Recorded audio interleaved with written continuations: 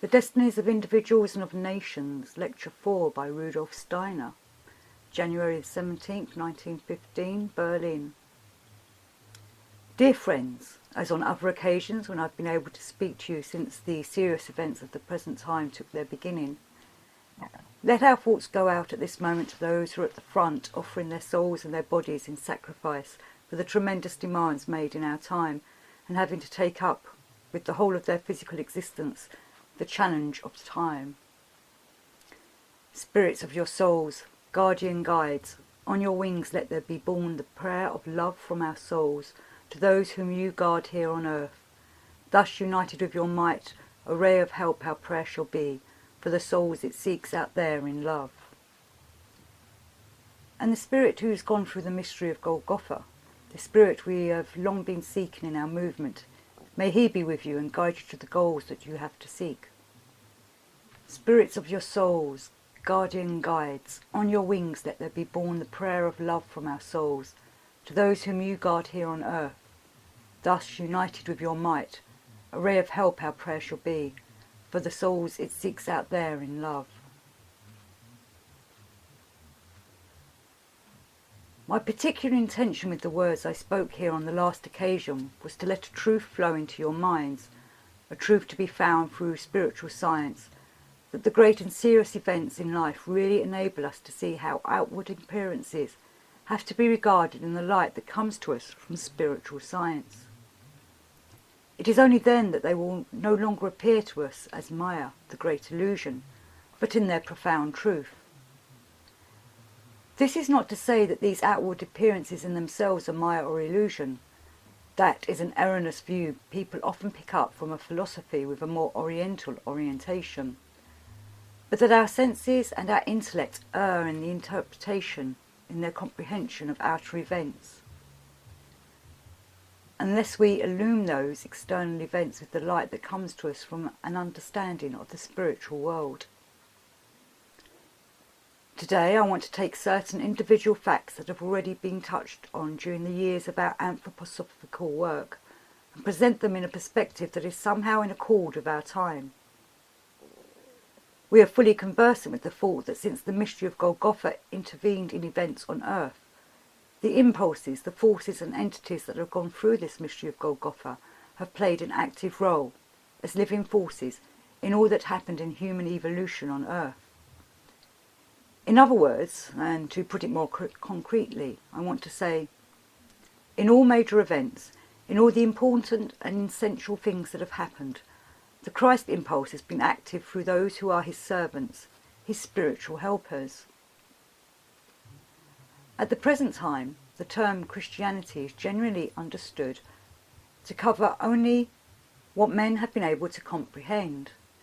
But as I stressed on many occasions, what has come into the world through Christianity is so great, so tremendous, that human reason, the human intellect, is in no position, or has not been in a position to the present moment, really to grasp even the most elementary aspects of the powers of the Christ impulse. If Christ had worked only on the basis of what men have been able to grasp of him, he would have been able to achieve little. But what matters is not what has entered into mankind through human reason and understanding, what concept men have been able to form of the Christ, but rather the fact that he has been present since the mystery of Golgotha, active right among men and in their way of doing things. It is not a question of how far men have understood him, but that he has been present as a living entity and has entered wholly into all significant events in evolution.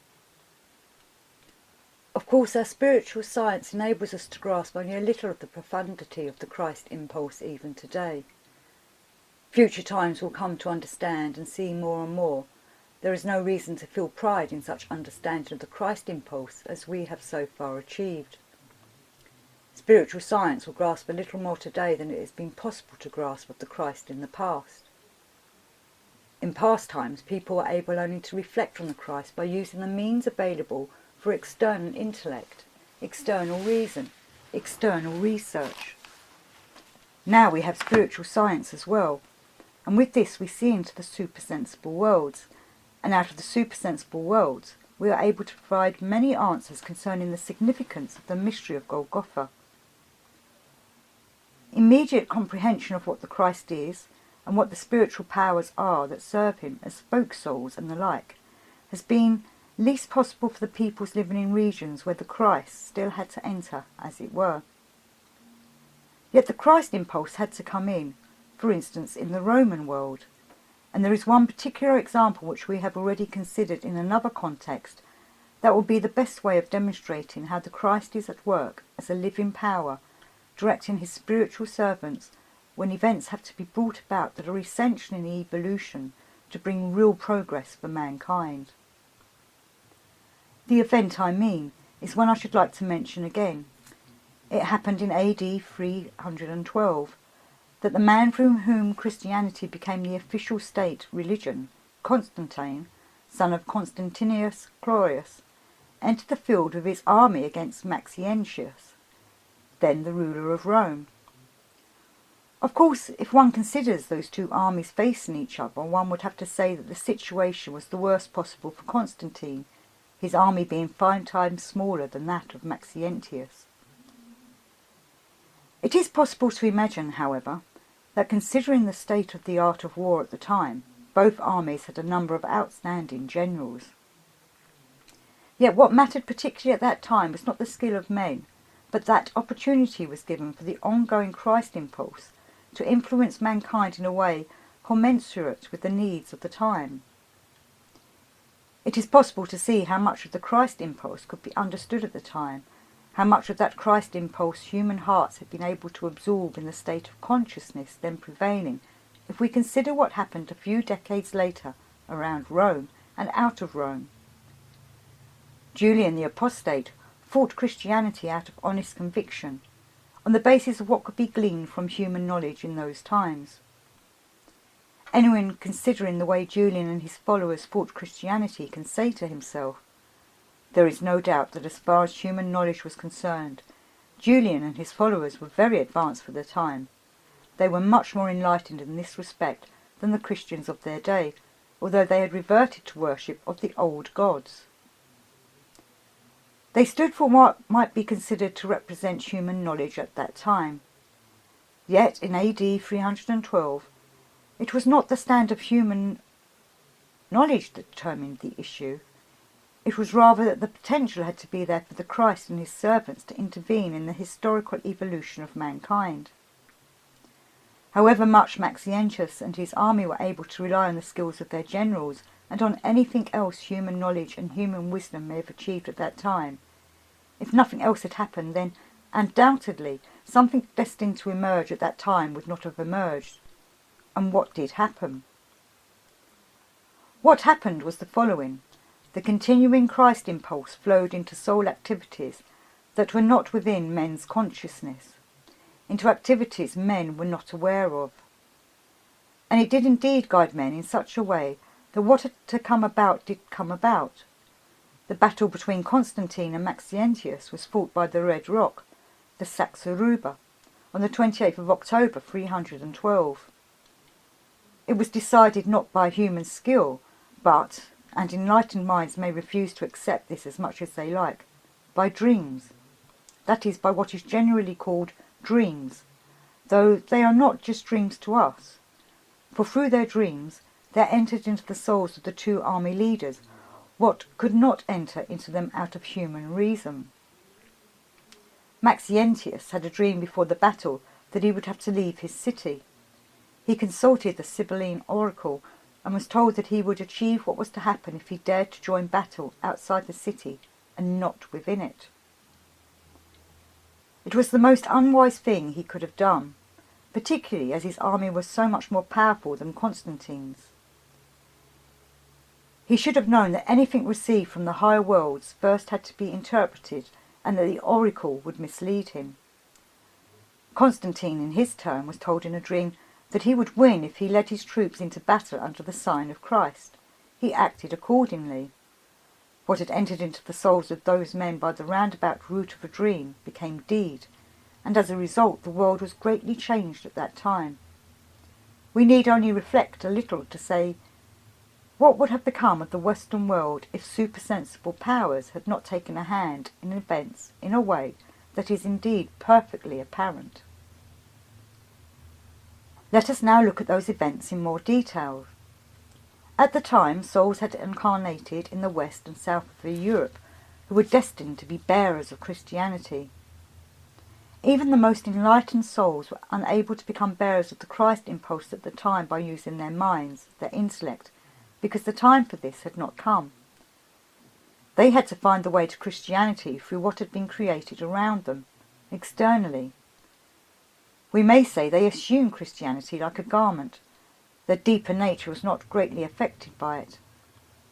They became serving members rather than receiving the Christ impulse into their innermost being. Fundamentally speaking, that was to hold true for the best souls in the western part of Europe for a long time to come, into the 8th and 9th centuries and beyond.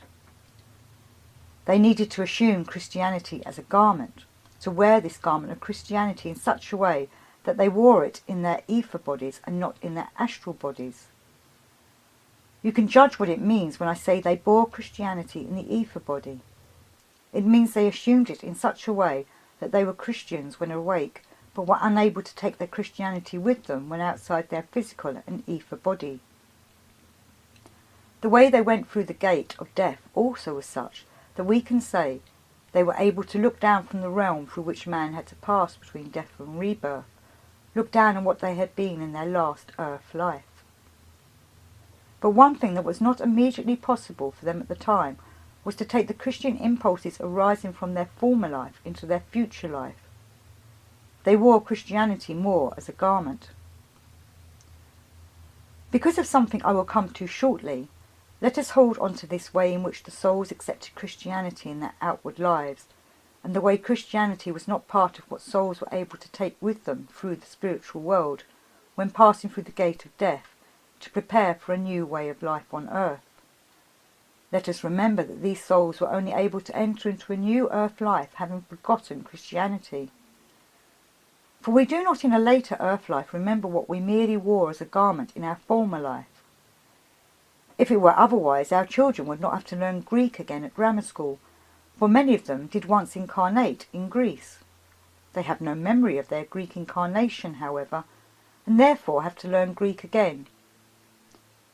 Those souls who had incarnated in the west of Europe were unable to carry their Christianity through the life they had to go through between death and rebirth, because they had not integrated these impulses inwardly with their ego and astral body. That was the particular way in which those souls lived on into later incarnations. Let us remember this and now move on to another fact, one I've also mentioned before.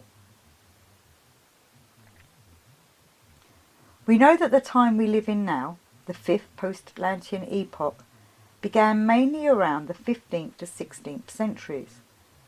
That was the time when preparation was to be made for the European world for elements that were predominantly to lead the development of the spiritual soul. That is really what our 5th epoch of a civilization is about. Whatever had to be achieved there had to be achieved with regard to the fact that in the external aspect of earth life, too, conditions were arising on earth that were particularly favourable for the evolution of the spiritual soul. The soul able to develop by directing itself towards material earth life, the external facts of physical existence. That had to take its beginnings, and it did take its beginnings. We merely need to recall how horizons expanded in Europe as the great discoveries were made, and with everything they brought with them. The spiritual soul, therefore, had to develop primarily under the influence of the material world. We merely need to think of one thing, and again reference has already been made to this. The evolution and development of the spiritual body is the special mission, the one-sided mission, of that which belongs to the sphere of the British folk soul. Considering all the details, one could hardly imagine anything proceeding more according to the plan than the way the British folk soul was directed towards these material roles in life. This was definitely predestined in the evolution of mankind.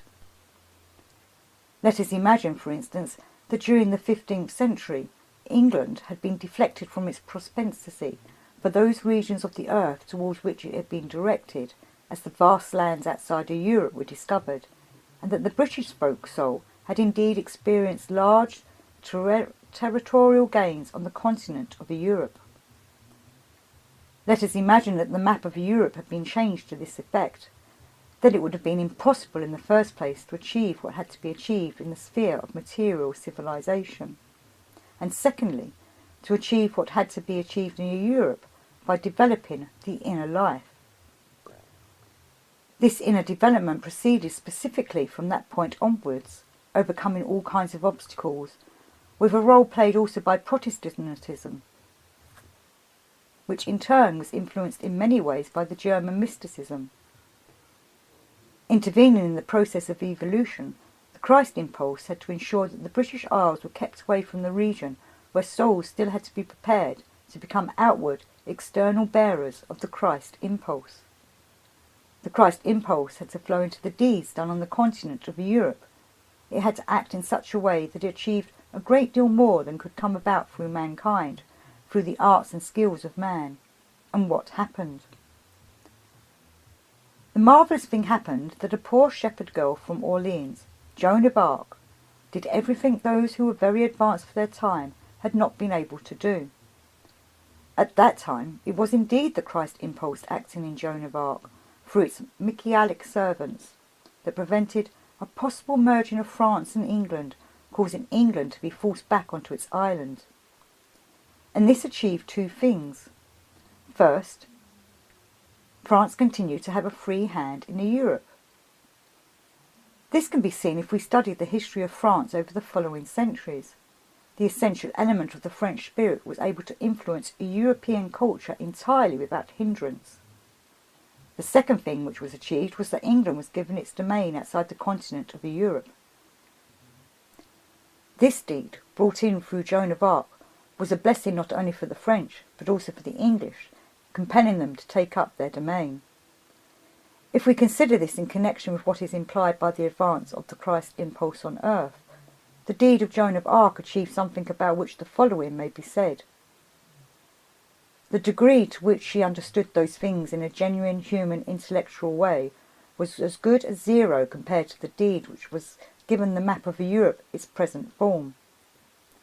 Events had to take that course so that the Christ impulse could spread in the right way. There we see the living Christ erupting into historical events out of the subterranean depths of human nature. That is, not the Christ men think they know, for the Christ impulse may be seen in two ways. On the one hand, we may ask ourselves, what did the people of that time understand of the Christ impulse?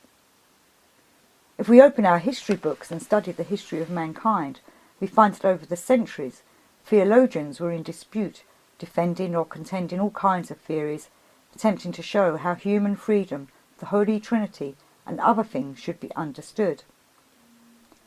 So we see countless theologians fighting each other, acknowledging each other as orthodox theologians or else accusing each other of heresy. We observe how Christian doctrine spread entirely in accord with the situation as it was at that time. That is one side of it. But it is not the thing that matters, just as now it does not matter what people are able to do with their ordinary intellect. What matters is that the Christ lives among men, unseen but a living entity, and is able to stream up from depths beyond our perception and enter into the deeds of men. And he has done so at a point where there was indeed simply no need for him to come in through the human intellect, through a reasoning mind, but where he was able to come in through the soul of a girl of simple mind, through the soul of the maid of Orleans. And when he came in like this, what was the attitude of those who were able to grasp Christianity in form of the orthodox doctrine? Well, they found they had to burn the girl who bore the Christ impulse at the stake. It has taken some time for official doctrine to take a different view. There may have been a point to it where official doctrine is concerned, but canonising Joan of Arc is not exactly the right response to the events of that time. This is a real example of how the Christ intervened in human evolution through his servants.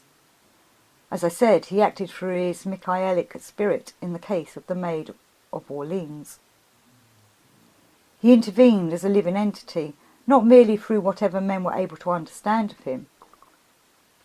This particular example also shows something else, however. Christianity did exist. The people who were there around the Maid of Orleans, as it were, did call themselves Christians. Their Christianity did mean something to them.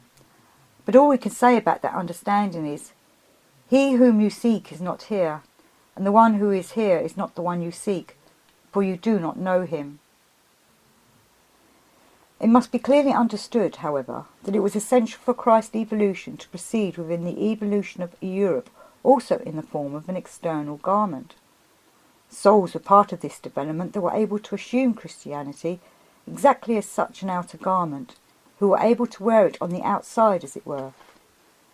They were souls trailing behind, souls that had been incarnated there earlier and still did not take the Christ into their ego, merely into the ether body.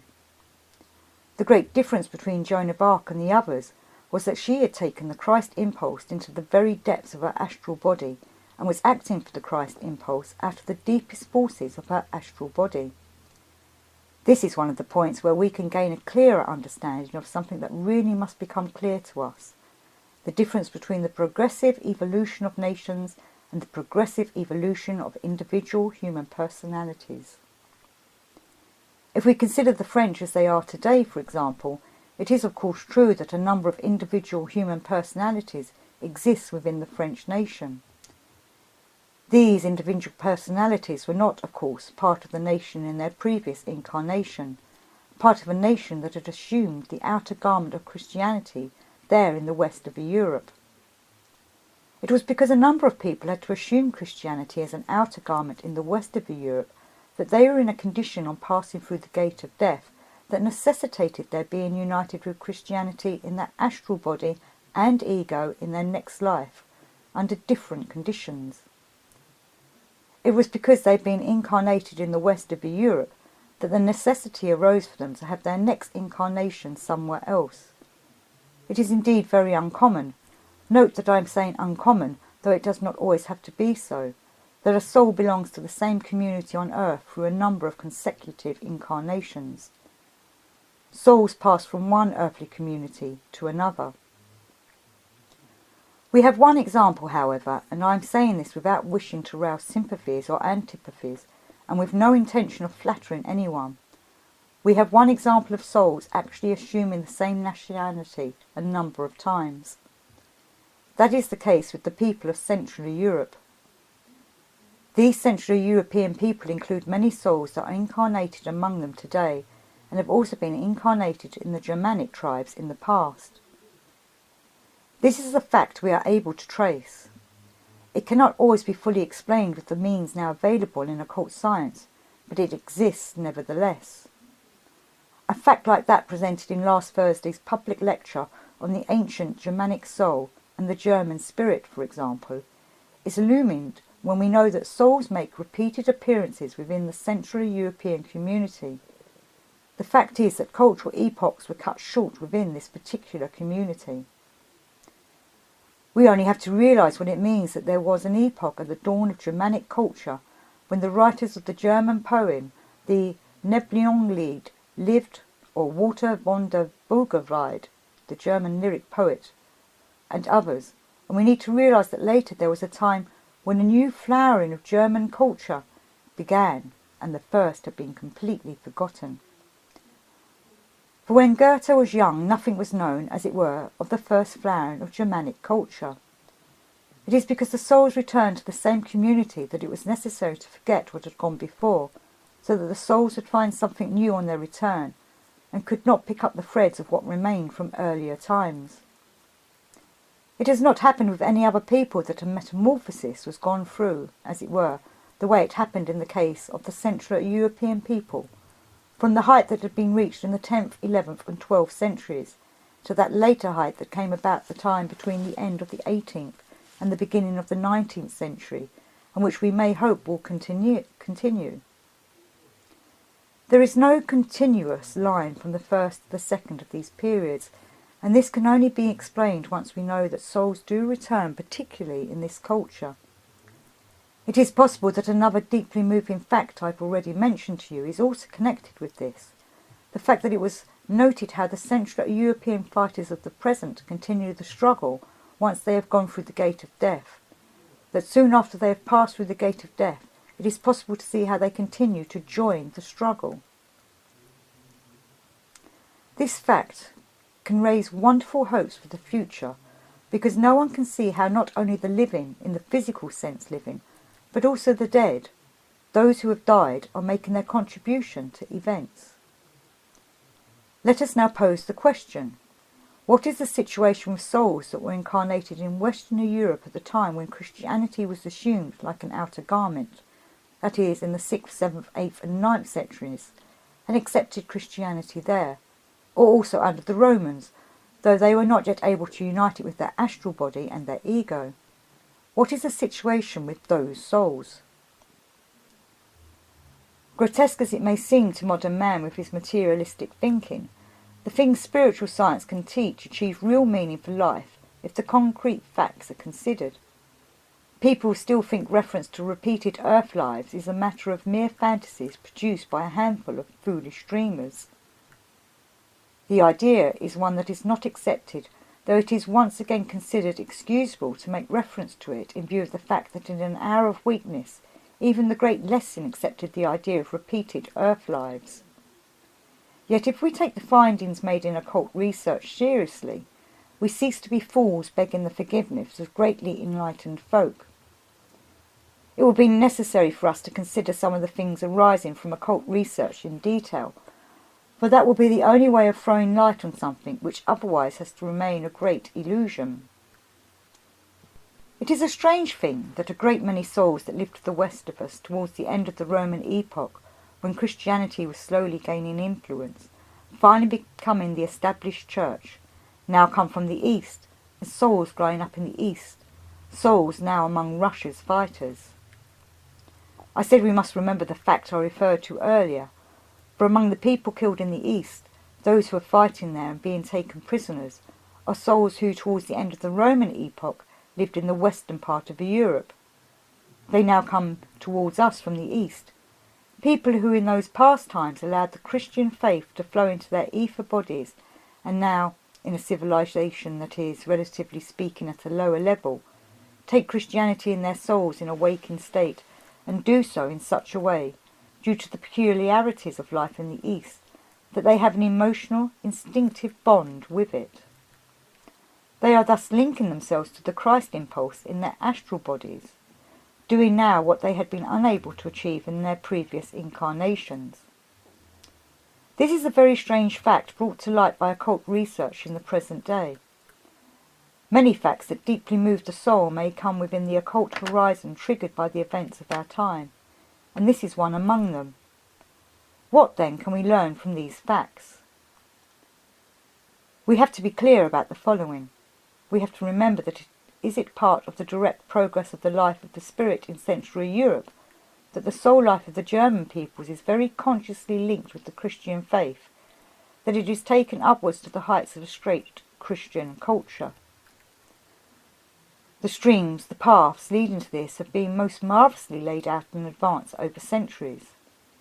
We see it all taking shape.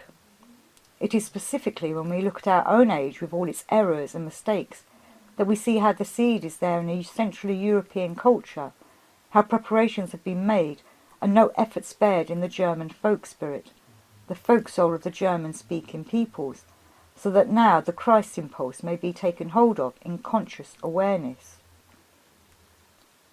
That is a fact of infinitely greater importance than the 15th century event when Joan of Arc had to save France because that country had an important mission at that time. We therefore have before us the significant fact that the German spirit is called upon to take in the Christ impulse more and more consciously in future, take it in with the elements that have come into the life of the spirit in German countries, and do so in a state of full waking consciousness. This Christ impulse had to announce itself in what went on at subconscious level over the centuries, as we have consistently shown. In the future it will have to unite with souls in such a way that there will be people, and in Central Europe there will have to be such souls, who in full awareness unite also their ego and astral body with the Christ impulse, exerting the powers of their conscious mind, and not only the powers inherent in their physical and ether bodies. We can see efforts being made among the best. Let us take the best of them all, Goethe. We may quote Goethe as an outstanding example, but all souls have the potential within them, so long as they strive for it, however darkly. Goethe showed Faust, the representative of mankind, to be striving for the highest. In part 2 of the play he transports him to Greek civilization, to share the experience of nations, guiding him into this in such a way that Faust has a significant experience of the future when he desires to wrest land from the sea and establish something that to him lies in the far distant future. And where does Goethe take Faust in the end? Goethe himself once expressed it like this in conversation with Eckermann. He had to make use of the vivid images of Christianity to show Faust ascending into the spiritual world. And if you consider the profoundly beautiful picture of Faust's soul being received by the Mater Gloriosa, you see it as the opposite image to that which led Raphael to paint his famous Sistine Madonna, where the Virgin Mother is bringing the soul down. In the last scene of Faust, we see the Virgin Mother upwards. That is the birth of the soul in death. And so we see a deeply inward striving arising from the human spirit in full conscious awareness. It is striving always to gain all that can be gained from Christianity in such a way that it may be born through the gate of death and into the life man is going to live through in the new earth life that will follow preparation between death and rebirth. What we see there in Goethe himself is a character trait of the German people. It can give us an indication as to the mission given to human beings. The mission is, and we can present this very clearly to our souls, that true benefit for the progress of mankind will arise only if within a certain group of people a harmonious relationship is established between Central Europe and Eastern Europe. It is possible to visualize Eastern Europe expanding westwards across Central Europe by brute force. It is possible to visualize this happening. That, however, would be equivalent to a situation where Joan of Arc had not done her deed in the 15th century and England had annexed France in those days. If it had come to that, and I state this emphatically, something would have come about that would not only have brought calamity to France, but would have meant calamity also for England. And if German culture were now to suffer through what may come from the East, this would be to the detriment not only of German culture but also of the East. The worst that can happen to the East is that it might expand for a time and have an adverse effect on German culture. For, as I said, the souls formerly incarnated in Western Europe or on the Italian peninsula are now growing up in the East, unite with the Christ impulse as though instinctively in the unconscious depths of the astral body. Yet the Christ impulse that is to grow within them can never arise through linear progression of the instinctive element that lives in their souls under the name of Orthodox Catholicism, which on the whole is Byzantine, of course, but this is a name, not an impulse. It is just as impossible for this to evolve into what it is predestined to become as it is impossible for a woman without a man to have a child. What is preparing in the East can only come to something if Central Europe strongly and consciously, that is in a state of full awareness, unites the force of the human ego and human powers of insight with the Christ impulse out of what souls are striving for out of egoic nature. What has to come about for the civilization and culture of the future will only come about if the German folk spirit finds souls that transplant the Christ impulse into their astral body and ego the way it can indeed be implanted there in a full state of full conscious awareness. It has to come about through harmony being established by uniting with that which is consciously achieved in Central Europe, more and more consciously. This will need not just 1 or 2 centuries, but a very long time. The time needed will be so long that we may reckon on about 2,000 years, I would say counting from the year 1400. Adding 2,000 years to 1400, we get the approximate time when something will emerge in the evolution of the earth that has had its seeds in the German life of the spirit ever since there has been such a life of the spirit. We therefore realise that we have to consider a future line not just in centuries ahead, but more than 1,000 years. And the mission of the Central European, the German folk spirit, a mission already before us, is that there will have to be more and more of that nurturing of the life in the spirit through which men take up in conscious awareness, right into the astral body and ego. A comprehension of the Christ impulse that in earlier times moved through the bodies of Europe as a living but unconscious impulse. Once evolution takes this course, then the East too will gradually, by twining upwards, reach the level reached in Central Europe because of what is already inherent there. That is the intention of the cosmic intelligence. We only interpret the intention of the cosmic intelligence rightly when we say to ourselves, it would be the greatest misfortune also for the East of Europe to harm the very spiritual power it needs to use as a support in twining upwards a power that East should indeed revere in friendship, foster and cherish. It will have to come to this. For the moment the East is very far indeed from achieving this. The very best of them still fall far short-sightedly. They still refuse to accept what Central European culture in particular is able to give. I went into this already in my first public lecture here in Berlin. Tonight you can see the deeper occult reasons behind what in the public lecture I was able only to put exoterically, in an extraneous way. This is, of course, something one always has to be careful about, to speak in terms close to the understanding of one's listeners in public lectures. The real impulse is to say one thing and omit another, looking for the one context or the other, always have their occult reasons. At all events, it is possible to see from what has been discussed today that when we look at things in an external way, they present to us the great illusion, Maya.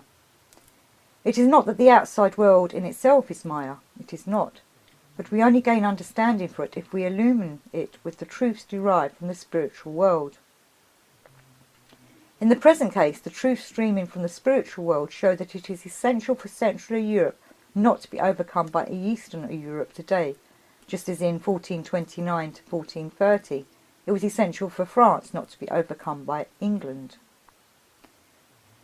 It will, of course, be obvious from what has been said that for those in the east of Europe, it is quite impossible to understand the crux of the matter, and that fundamentally speaking, this can be understood only in Central Europe. Surely this is understandable. In all humility, therefore, without any feeling of superiority, we must take on this mission, and we shall have to accept that it will be possible to misunderstand us. We must find that perfectly understandable, for what is preparing in the East will only be rightly understood in the East itself in time to come. That is the one thing arising from what I have to say. The other is that we consider the great transition occurring in human evolution in our time exactly on a basis such as this. On previous occasions we have considered it from many different aspects.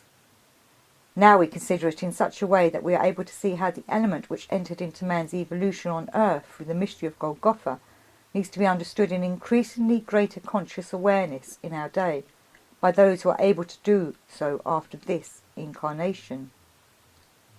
In the days of Constantine or of Joan of Arc, for instance, it would have been impossible for the Christ impulse to bring about at a conscious level what he had to bring about at an unconscious level. But the time will have to come when it will be able to act at a fully conscious level. That is why we receive out of spiritual science what we are able to take into our soul in increasingly greater conscious awareness. Again, it is possible to point to a particular fact, honestly, without getting worried about any sympathies or antipathies that may arise, and with no intention of flattering anyone. After all, it is always better to base one's views on facts rather than on what they are so often based on today. For if we look out into the world a little bit, we shall see that opinions really and truly are not always based on facts, but on passion, on strong national feelings. Yet it is also possible to base the views that determine the attitude of the human mind on facts. Anatole France was a man who considered Joan of Arc from the rationalistic and materialistic point of view now current. There are people even in Germany today who think Schiller made a big mistake, but those are the literary historians, and in their case that is understandable. After all, it is their function to understand art and literature, which is why they are unable to understand it. No, the essential thing is for us to let arise before our eyes from the depths of spiritual life as though glorified, the figure of which Schiller said, "The world indeed loves to blacken all that is radiant and drag down into the dust all that is sublime." And so it is indeed that acknowledgement of the fact that the Christ impulse intervened in a human individual in a situation not affecting our own nation can bring us the confidence to accept what I have put forward in my public lecture, that it is possible to perceive in the life of the spirit in Germany how it tends towards spirituality the way it has evolved, tends towards spiritual science. We can see that it is its special, though not exclusive, mission to take all that has been achieved and aimed for the life of the spirit in Germany and carry it upwards to perception and understanding of the spirit in the spirit. That is the mission of the German people. The other missions, being the same soul mission expressed in bodily form as it were, have to serve it. What has come to pass out of cosmic wisdom will come to pass. But, as I have said before, it will be necessary for the twilight we live in today to evolve into a true sun age for the future. To make this possible, there will have to be people in the future who have a connection with the spiritual worlds, in order that the soil now being prepared with the blood and suffering of so many will not have been prepared in vain. The existence of souls capable of bearing within them their connection with the spiritual worlds justifies everything that happens, even the most horrific, terrible and fearsome events, so that the Central European mission in spiritual life may be achieved. This, however, will depend on individual souls being able to get in touch with this spiritual life through their karma, and taking it wholly into themselves. Then, when the sun of peace is once again shining over the fields of Central Europe, they shall bear perception of things spiritual, a feeling for things spiritual within them. Then the inclination developed in a few souls that are capable of this in their present incarnation will make it possible for that to happen, which I want to condense in the following words. These words sum up all I wanted to put to you, so that we write the device into our souls under which souls will be able to grow in the right way towards the potential for the future that may arise out of these difficult times. Out of courage shown in battle, out of the blood shed in war, out of the grief of those who are left, out of the people's deeds of sacrifice, spirit fruits will come to grow, if souls with knowledge of the spirit turn their minds to spirit realms.